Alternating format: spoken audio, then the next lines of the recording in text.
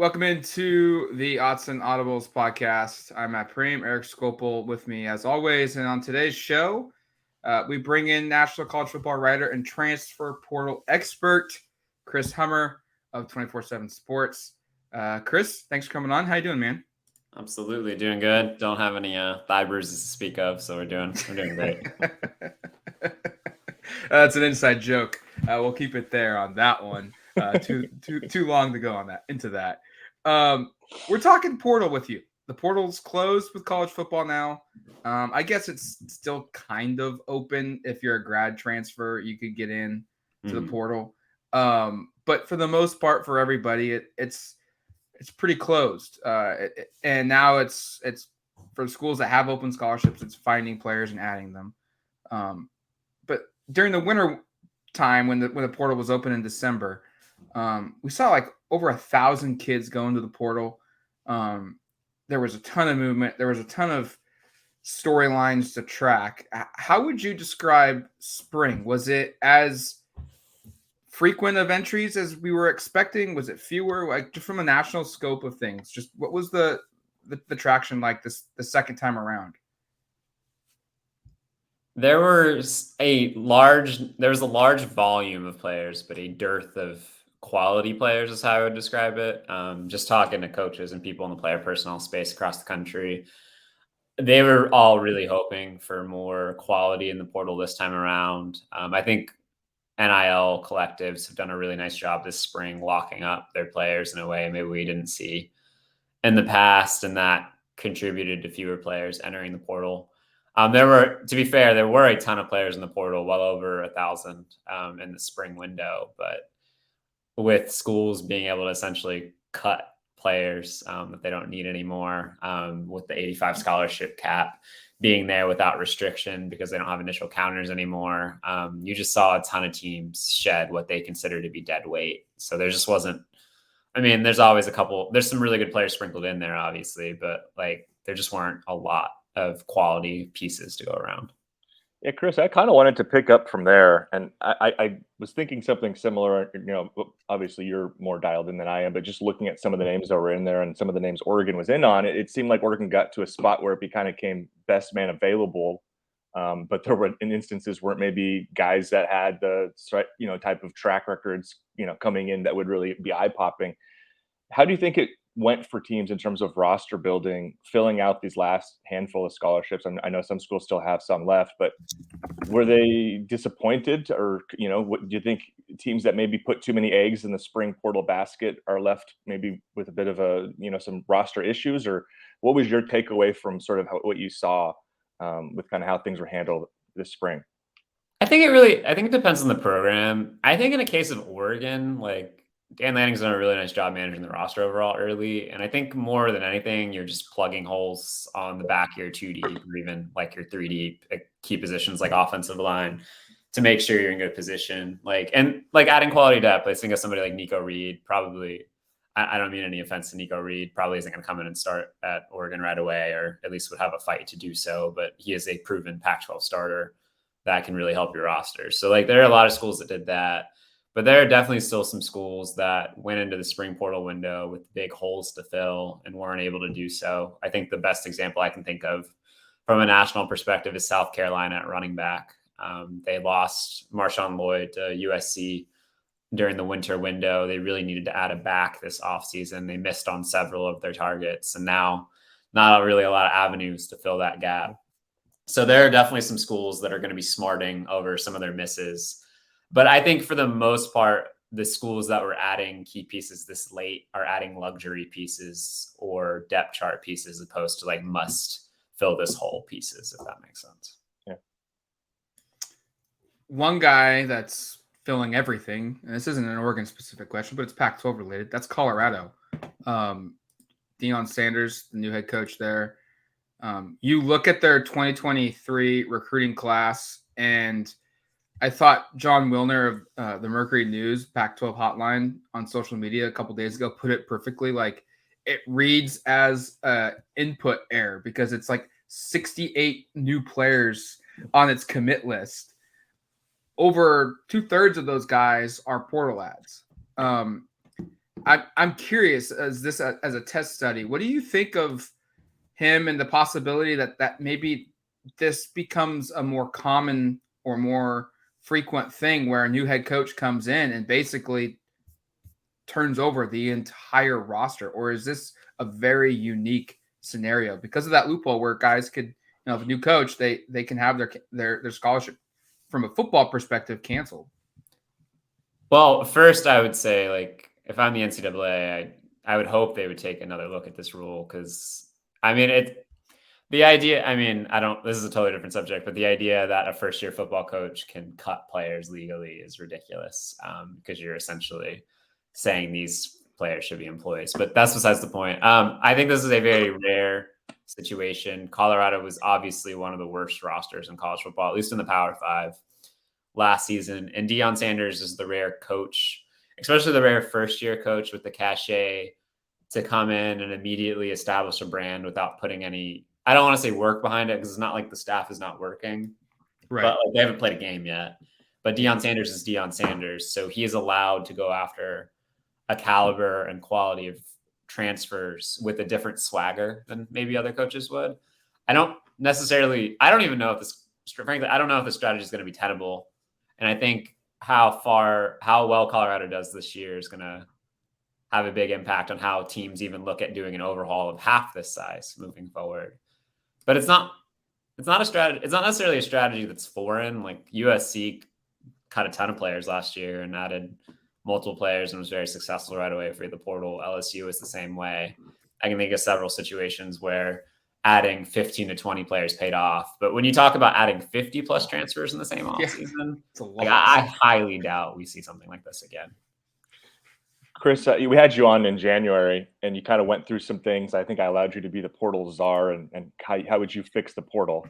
Are there new issues because you kind of just mentioned one when Matt brought up the new coach, pushing guys out legally aspect of it. Are there other things that you've kind of picked up over the last several months that you say, gosh, this is something that needs to be revisited? Because I think we're in a really weird space with the portal where there's new legislation like every year being inserted, and we're just kind of figuring out what actually works, what doesn't work. I figure there's going to be a decent amount of guess and check work behind this ultimately. But what are things for you that maybe stand out, or are there more things that have popped in the last few months? I think the spring window is a little easier for coaches to deal with in general, because it's not so closely condensed with bowl prep at the end of the season, Sure. High school recruiting, all at the same, and frankly, job merry-go-rounds at the same time. So this window, I think, has been a little easier for everyone to manage. You would definitely have some schools that would prefer that the window start a little later. I'm sure maybe even Oregon was in that camp, given how late their spring ball went compared to the rest of the country. But I also think that's adjustable on a yearly basis for each school. Like, if you choose to have your spring practice earlier or later, that's within your control based on the way the NCAA sets up the calendar. So no, I don't necessarily think so. I think it'll be interesting to see moving forward. The NCAA made not necessarily a rule change, but an adjustment in terms of how they're going to grant waivers for second-time transfers. It has been really easy for a second-time transfer to secure a waiver. In the past, an undergraduate specifically, graduate transfers have far more options than undergraduates will. And that resulted in a lot of two-time transfers in a short amount of time. We're seeing less of that now than we have before in the spring window because of the NCAA saying they'll be more strict. So I'll be interested to follow that. But I think the majority of the big picture transfer issues are centered around the fall, and just frankly, a lot of coaches complaining about transfers being able to do the one-time rule. I think the one thing that comes up the most this time of year, I'm sorry, I'm rambling a little bit, is a lot of coaches would prefer that if a transfer commits, that they could just sign right away and lock in. Because you have a lot of, especially this late when teams have holes to fill, G5 schools kind of get hit twice. You get your roster taken with players getting pushed in the portal. And then Power 5 schools later, when they miss on transfer targets, then go to G5 classes and pick off their transfers as well to fill those holes.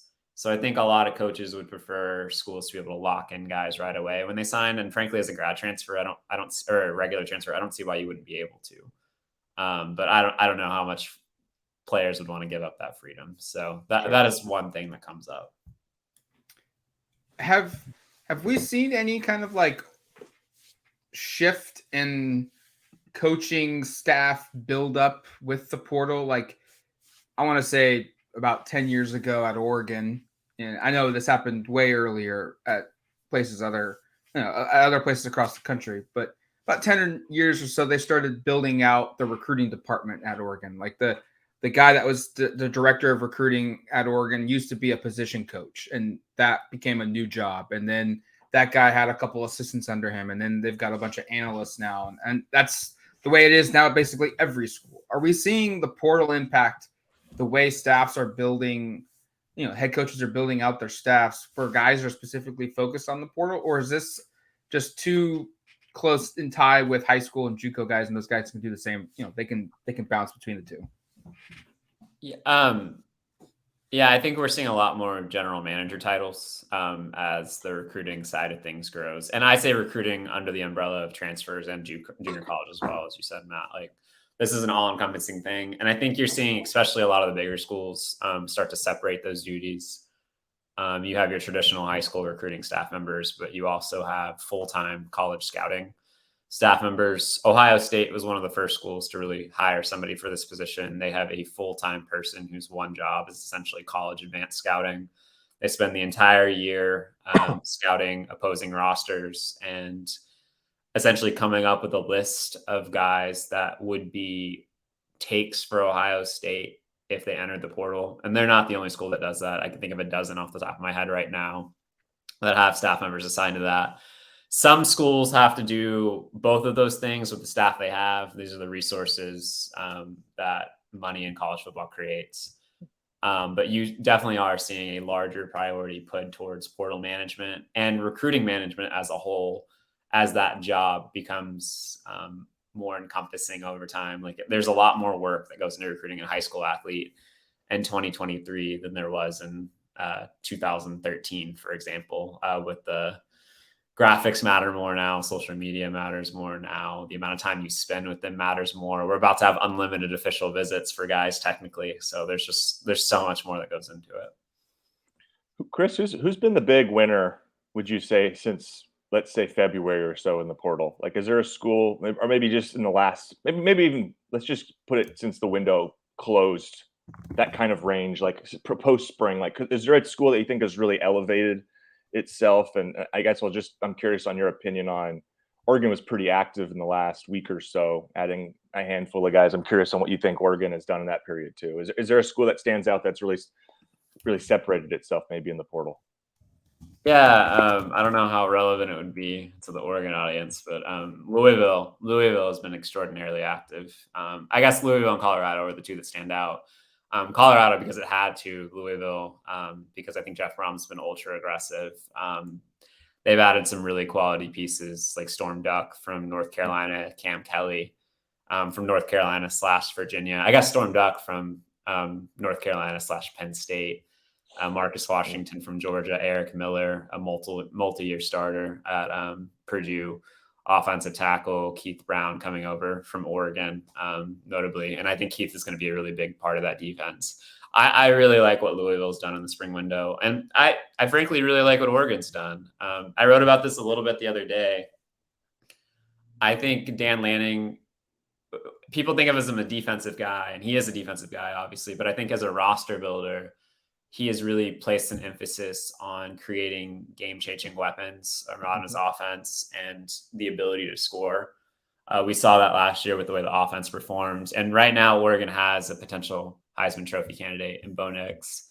And we've seen Oregon be ultra aggressive, putting pieces around him, whether that be like Gary Bryant at wide receiver or taking multiple potential starters along the offensive line. Not all during the spring window, obviously, but they've taken pieces at every position on offense, including running back, if you go back to last year with Oregon's top two backs being from the transfer portal. So I really like the way that Dan Lanning has approached offensive football building. He didn't necessarily have all the pieces he wanted on campus right away, so he went and got them via the portal. And I think it's going to result in another top 10 offense, and which is what you have to do when you have somebody like Bo Nix. You have an open window at the time, and he's trying to take advantage of that. Yeah, I was gonna segue into just kind of 2023 Oregon. Just kind of, All right. you talked a little bit about it right there, but just what's exciting for you from afar with this team, with what they've done in the offseason in terms of roster retainment, keeping guys here in Eugene that could have looked around and left, adding players via the traditional route, JUCO high school guys, and then they've added now 15 portal guys, just gone through spring ball. What's just kind of your thought process of what Oregon is in 2023? Has it changed at all since maybe January 1? I don't know about January 1. I think Dan Lanning inherited a really good situation from Mario Cristobal in terms of the roster. I'm sure there are like little details there that you could argue with and nitpick at, but like the base of the roster was in much better shape than what Mario Cristobal inherited from Willie Taggart, for example, or from Willie Taggart from Markel Fritsch. And Dan Lanning, there are two ways that can go. You can either go up or you can go down. And I would argue Dan Lanning's continue to improve the roster, which puts Oregon in the best position possible to win a Pac-12 championship. He had a top 10 high school class and a top 10 recruiting class. A top 10 high school recruiting class and a top 10 transfer class. That's very difficult to do because usually if you're taking a top 10 high school class, you don't have the numbers for a top 10 transfer class. And I think Oregon's done a really nice job reshaping its roster. Frankly, maybe shedding some weight at places where it didn't need it. And putting the roster in the best position to compete for a championship. I love what they did at receiver. I think you can't have enough good receivers in college football. Gary Bryant just 2 years ago was a really quality starter in the Pac-12. I'm very curious to see how the brothers Bo Nix and Tez Johnson hook up on Saturdays. I think that could be a lot of fun. And obviously there's a very close connection there.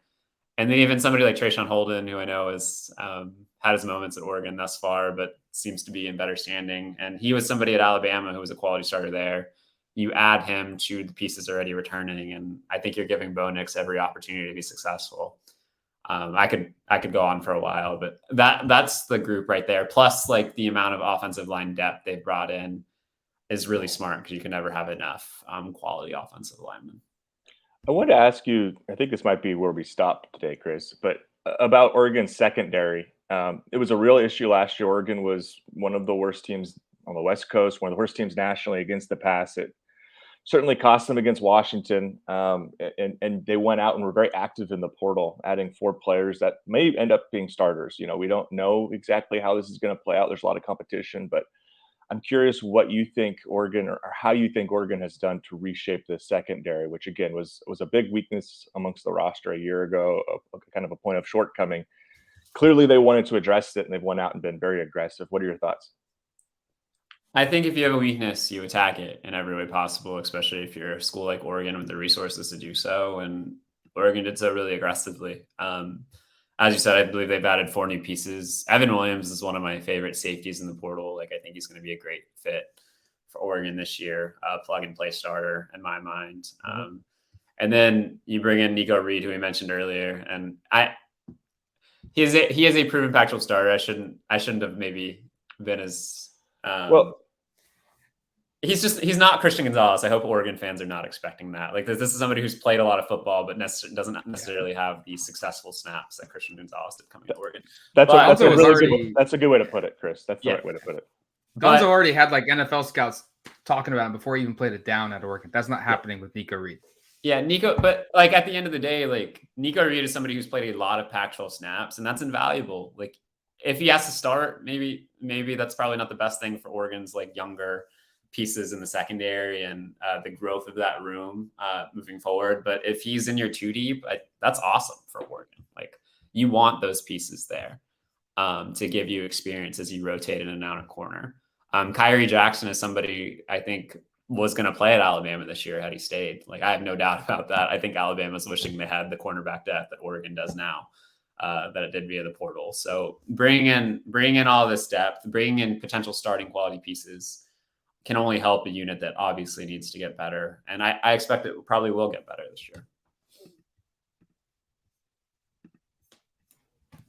That's going to do it for us on this Autzen Audibles podcast. Chris, thanks for coming on the show. You can go find his work on 247Sports. He covers college football nationally, also the transfer portal. He's the go-to guy in that space as well. Thanks a lot, Chris, for coming on the show. Really appreciate it. And hopefully we'll talk to you as the season gets closer. Absolutely. Thanks, Sean.